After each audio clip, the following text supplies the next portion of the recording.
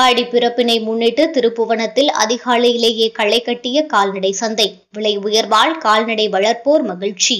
சிவகங்கை மாவட்டம் திருப்புவனம் கால்நடை சந்தை ஆடிப்பிறப்பு காரணமாக இன்று அதிகாலையிலேயே களை கட்டியது.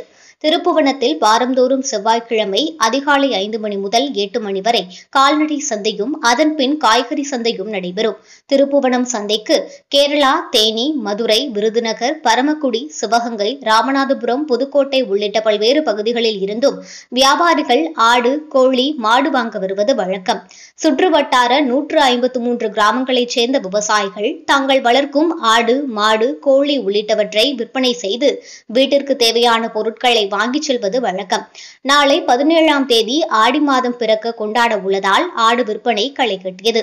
சுமார் 6000 ஆடுகள் இன்று விற்பனைக்கு கொண்டு வரப்பட்டிருந்தன.